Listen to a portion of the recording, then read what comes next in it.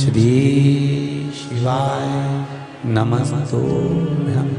शंकर भगवान की जलाधारी में से पानी नीचे बहता, जैसे ये गोल जलाधारी है, ये शिवलिंग है, यहाँ से पानी नीचे बहता है। जब विशेष दुख वाली बात आ जाती है या कोई तकलीफ खड़ी हो जाती है, बहुत बड़ी अगर कोई तकलीफ खड़ी हो जाती है, तो शिवलिंग के स्पर्श की जगह जहां से पानी बहता है जाता है, ये गोल, और यहाँ से जो भगवान के चरण है जहां से पानी नीचे गिरता है, समझ रहे हो ना सब लोग? उस स्थान पर अपनी जो ये हथेली होती है, इस हथेली को कुछ देर लगा लिया जाता है। कौन सा स्थान? जहां से शिवलिंग पर जल चढ़ा, ये जलाधारी में गोल घूमा, घूम के जहां चरण से नीचे जाता है, वहां कुछ देर के लिए इस हथेली को लगा लिया जाता है। अपनी हाथ की, सीधे हाथ की हथेली को लगाया जाता है। और देवाधिदेव महादेव का या तो पंचाक्षर मंत्र या षडाक्षर मंत्र या श्री शिवाय नमस्तुभ्यं, इस मंत्र का या महामृत्युंजय मंत्र का स्मरण करते हैं और दिल की बात भगवान शिव से कह दी जाती है। हृदय से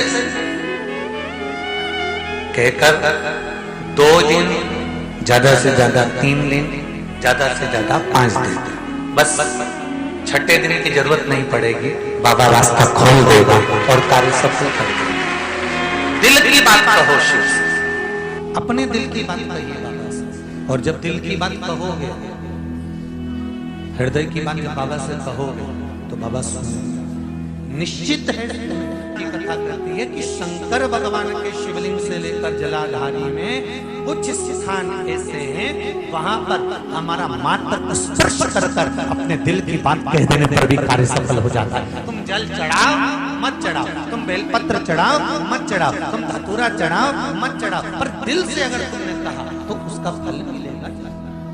शुक्ल पक्ष की 9वीं तिथि तो बेलपत्री, दोनों में पीला चंदन, बीच में लाल चंदन, और जो अशोक सुंदरी वाली जगह है, उस अशोक वाली सुंदरी वाली जगह पर डंडी का भाग जहां से पानी बहता है, वहां लाल चंदन का भाग नीचे की ओर शिवलिंग से टच करता हुआ, लाल चंदन का भाग, और दोनों चंदन, पीले चंदन के भाग बेलपत्री के उस अशोक सुंदरी वाली जगह पर रखकर मन कामना से, शरीर में अगर कोई रोग हो गया जिससे चमड़ी सफेद पड़ रही हो, या काया कोई जगह जगह पर खाज हो गया, या कोई सोराइसिस जैसी बीमारी हो गई है, तो शिव जी पर उस जल को समर्पित कर कर उस बेलपत्री का जो पानी है वो लेकर आए, शरीर में उस स्थान पर लगाना प्रारंभ करें। धीरे धीरे लगभग 15 से 20 दिन तक अगर क्रम करा और श्री शिवाय नमस्तुभ्यं का जाप किया, ये निश्चित है काया अपने रूप में आना प्रारंभ हो जाती है, निश्चित। पर प्रयास करना सोमसूत्र वाला स्थान, प्रयास उच्चारण एक ही करना है आपको उस समय पर जल चढ़ाते समय, षडाक्षर मंत्र का उच्चारण। कभी मौका मिल जाए, विवाह शादी में देरी हो रही हो, या कोई नया कार्य चालू कर रहे हो उसमें देरी हो रही हो, या कोई सर्विस के लिए, नौकरी के लिए जा रहे हो और वो कार्य नहीं हो रहा हो, तो एक धतूरा, केवल एक धतूरा, उस धतूरे को फोड़कर उसके अंदर का फल निकालना, उस फल को शिवलिंग पर चढ़ाकर 1 लोटा जल शंकर भगवान को समर्पित कर। दिन होना चाहिए मंगलवार। कौन सा दिन होना चाहिए? जम के बोलो जरा, मंगलवार समर्पित करो।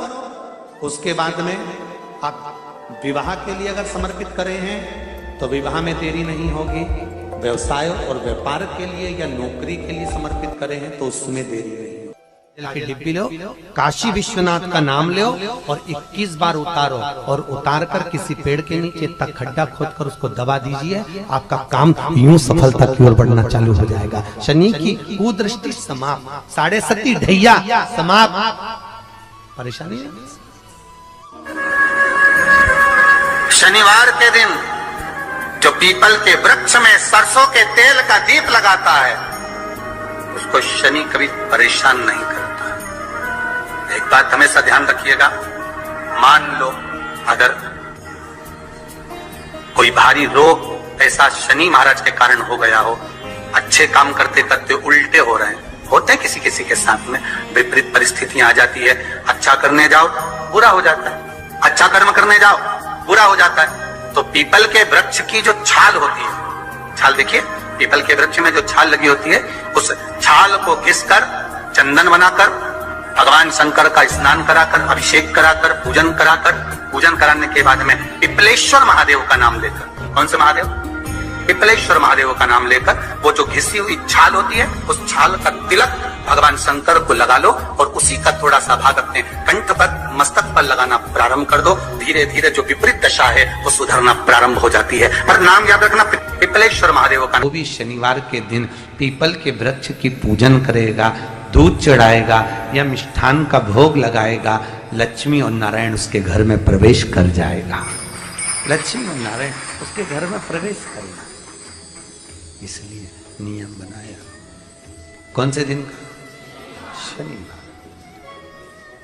लक्ष्मी जी बोली, नारायण आपने तो एक दिन का वार लिख दिया, शंकर जी ने 7 वार बनाए हैं, रविवार, सोमवार, मंगल, बुध, गुरु, शुक्र और शनि, ये शिव जी ने बनाया।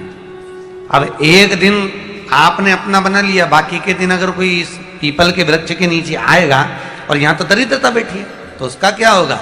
भगवान नारायण बोले, सुन दरिद्रता, तेरे से एक विनती है, अगर कोई भी मनुष्य इस पीपल के पेड़ के नीचे अगर 7 दिन में आता है और उसके हाथ में अगर कोई सामग्री होती है तो तू उसके घर में प्रवेश नहीं करेगी। नियम है पीपल के वृक्ष का, या तो पानी का लोटा लेकर जाओ, कुंकू का चोपड़ा लेकर जाओ, शक्कर लेकर जाओ, या पेड़ के नीचे चींटी को डालने के लिए आटा ले जाओ, पर खाली हाथ पीपल के वृक्ष के नीचे कभी मत जाओ, कभी नहीं जाओ। खाली हाथ जाओगे तो दरिद्रता तुम्हारे घर में प्रवेश करेगी। दरिद्रता उठकर खड़ी होकर बोली, नारायण तुमने अपनी मनमानी करी है, एक दिन मुझे भी मेरा चाहिए। भगवान ने कहा, बोल कौन सा दिन चाहिए? दरिद्रता कहती है, रविवार के दिन इस पीपल के वृक्ष के नीचे मैं दिन भर नृत्य करूं, इसमें रहूं, और जो यहां आए रविवार को मैं उसके घर में प्रवेश करूं। भगवान ने कहा, ठीक है। दरिद्रता, रविवार का दिन एक ऐसा दिन रहेगा जिस दिन तू इस पीपल के वृक्ष के नीचे नृत्य करेगी और जो आएगा इस पीपल के वृक्ष के नीचे तो उसके साथ प्रवेश करेगी। मैंने तुझे वर दिया। विशेष जब कामना रहती है, विशेष कामना, आज आपका मन कर गया 108 चावल के दाने मेरे को शिव जी को चढ़ाना है, 108 चावल के दाने मुझे आज शंकर भगवान को चढ़ाना। विशेष आज आपके मन में कोई मनोरथ बड़ा है, कोई कामना बड़ी है और बाबा से आपने विनती करी कि मेरा ये कार्य अटक रहा है, आप पूरा करोगे, मुझे विश्वास है। 108 चावल के दाने चढ़ाना है। आपने चंदन लगाया, हाथ की हथेली पर 108 चावल के दाने जो घर से गिनकर लेकर गए हो उसको हथेली में रखा। एक एक चावल का दाना नहीं चढ़ाया, हथेली में रखकर जो विशेष कामना, जैसे किसी कर्मकांडी ब्राह्मण से पूछा जाए, पूजन होने के बाद में विशेष अर्घ दिया जाता है, विशेष अर्घ।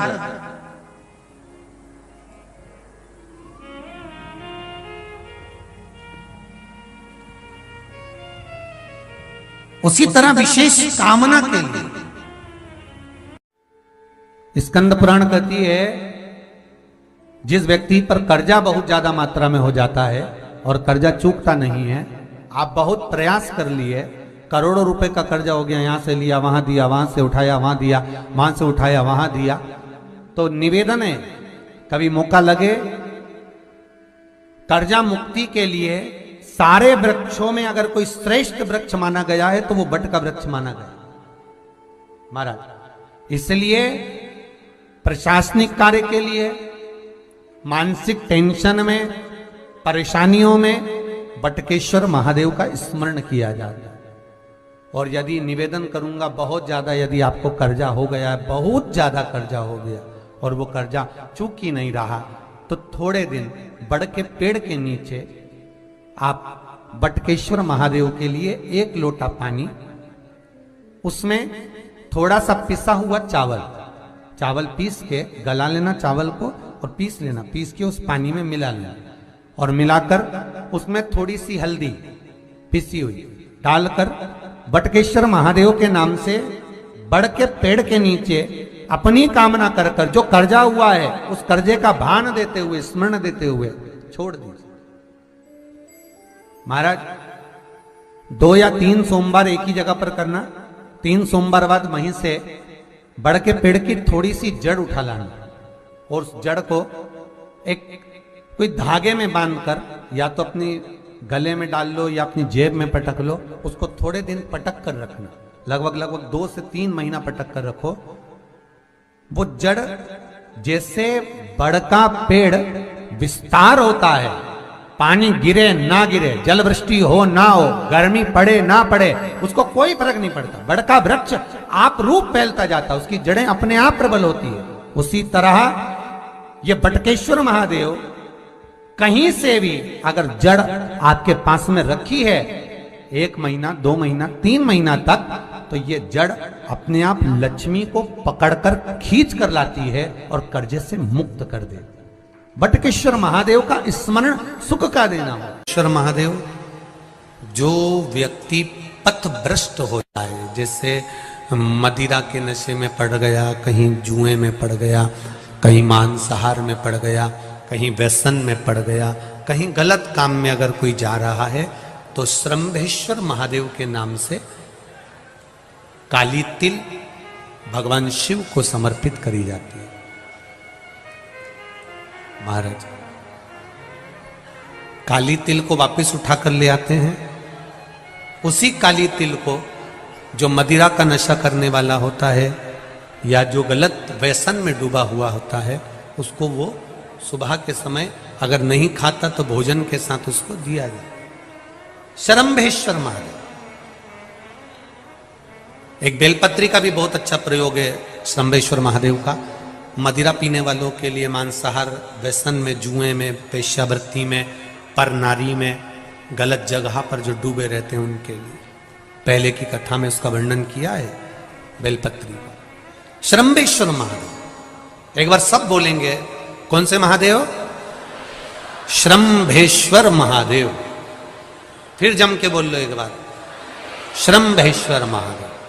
जब हमारे घर में क्रोध बढ़ता है या कोई गलत कार्य में जाने लगता है, तो श्रम्भेश्वर महादेव का हमें शरणागति लेना चाहिए, श्रम्भेश्वर महादेव का पूजन करना चालू